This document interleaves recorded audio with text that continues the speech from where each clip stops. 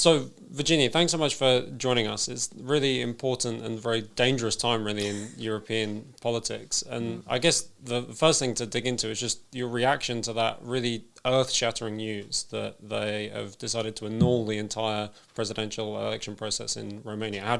What was your response when you heard that for the first time? First of all, thank you for this invitation. Yes, I was very shocked about this decision because this decision at the last moment between one and the second tour, I think it's a shock for me because it's not the value of democracy. We heard the first tour, it was the 27th of November. Mm-hmm. Everybody saw the results, and it was like a nightmare for the media mainstream, and also for the centrists and for all this other political group. And for me, it was a big surprise to see how this parliament tried to push bad things against TikTok. They don't have any proof at this moment. This is quite in a way, a familiar story for the way that the EU elites respond. Every time a result doesn't go the way that the EU would like, they immediately blame social media. Exactly, because at the end, the problem is not DSR, it's not TikTok, it's the results of election. And now everybody can see this proof. And the worst, for me, it's the best example that they want to improve for the next election. Because if we agree with that, what is democracy? It's very important for me. I was shocked about even the agenda, now the decision of the court of in Romania, without proof. They cancelled the first tour because at the end they didn't like the results. Georgia also, they didn't like the results, and that's the same thing that they want to ban. And at this moment, the president doesn't want to quit, to leave the seat. And now with Romania, they didn't want to see the results. That's the reason they canceled before the second tour. Yeah. For me, it's very, very dangerous because if we agree with this, it's finished for the next election. Because yes, normally it's diversity. Normally it's pluralism. That's the definition of democracy, pluralism. But at the end, you can see with this election, they don't like pluralism. And they go immediately, don't they? They go straight for the freedom of speech. Because ultimately, I mean, whatever happened on TikTok, and it may well turn out that there was all kinds of influence operations, we don't know, right? Yes. But whatever happened, it was at fundamental level just speech. Yes. And what they're saying is that freedom of speech, the speech they don't like, is responsible for an election rather than them losing the argument. Exactly. But the thing is they use the free speech like a tool against the party or the group that they don't want to see anymore. And it's very interesting to see because the fight with the platform.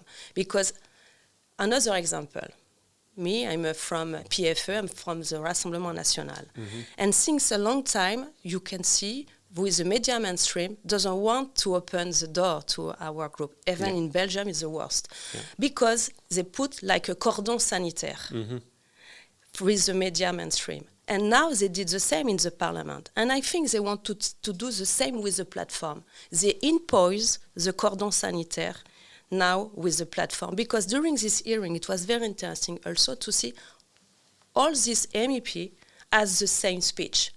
All of them was against TikTok. Mm-hmm. No, to ask some why, maybe you make some mistakes. No, it was all of them from against TikTok. But at the end, also, this kind of MEP approved the cordon sanitaire. And the same as who is said, Parliament is like a maison of democracy.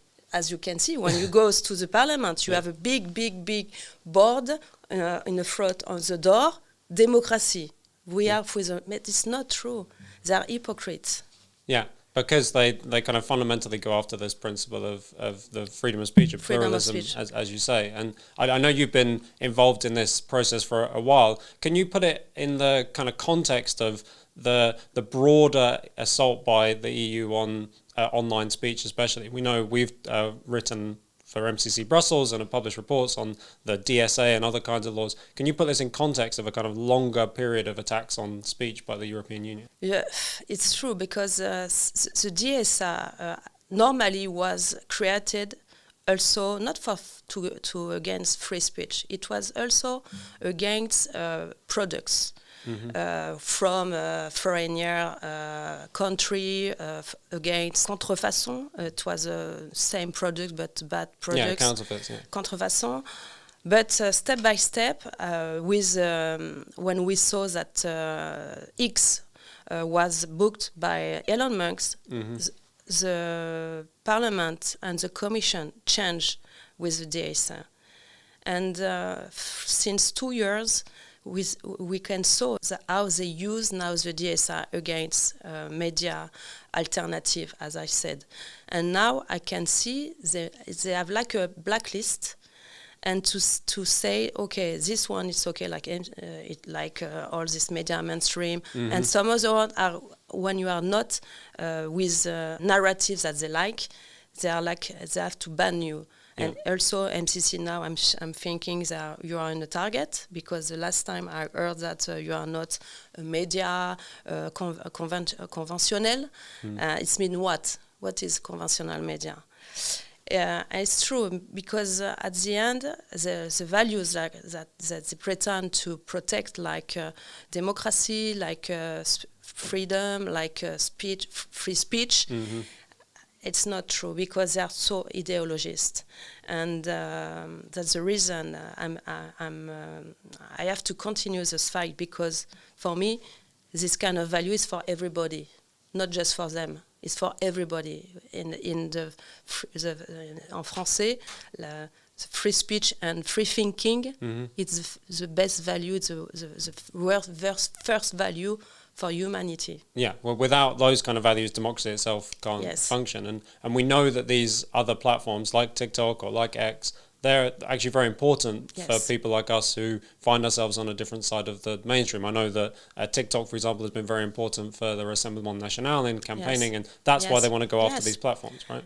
Yes, because now the people doesn't trust anymore about with national TV, media mainstream TV. They can see how there was a kind of soft censorship that dominates. Yes, censorship also, but they lied. They lied. You can see during the COVID crisis. The fake news. Yeah. The fake news. It's all about fake news. But who has the power to say, yes, it's a fake news, or not, it's not a fake news. Yeah. And at the end, in France, a lot of young people also don't trust anymore this kind of media. I was very glad to see when Trump won, the first word that Elon Musk used, he said, now we are the media. Yeah. And for me, it's very important. We are the media. And that's the reason I'm very glad about this idea, because yes, it's true, we are the media, because during the crisis COVID, I was not in a media mainstream, but I passed a lot of message on my channel TV, YouTube TV, but I was not banned. That's my luck, but because I have to think about which word I have to use. I have to work on my title and subtitle, because it's true. When you use some words, you are banned, and censorship are very close with some platform. It's an interesting moment. It's a very interesting, and it's really important that we fight for. And you said, and dangerous, that's the word that you use for the first moment. It's true, it's very dangerous. And very important to be raised about that, and to don't never give up, because it's just the beginning to keep the fight for democracy. It's just the beginning to keep the fight for the freedom, because it's true, they are crazy in this parliament, and even worse since the Trump election. Yeah. And that's the reason now they are very, very strong with DSA, and they want to use this DSA against them. But I'm very happy to see the reaction from Romanians, because my video, my intervention was very popular now in Romania, and I'm very glad about that because it was natural, it was spontaneous, and at the end the people are not stupid. TikTok is a platform like X, and if the people wants to have some different information, want to see directly the candidate, want to see directly have some information with some political group, they have to. And that's a good point. That is a kind of form of democracy, to be direct with the people. Not to pass with some journalists who I don't know where it's coming, and it's that's in this moment very bad. We have some lights, and I'm very glad to see the reaction of Romanians, but even from some other country. And thank you again for this invitation. I think at a moment when they're like EU elites and their friends are prepared to cancel elections, prepared to destroy free speech online, it's a really important moment for precisely because it is so dangerous. We have, luckily, some people still have platforms, and there are alternatives available, and we have to fight hard to keep them. Okay, thank you. Thanks so much for coming on. Thank you very much. Cheers.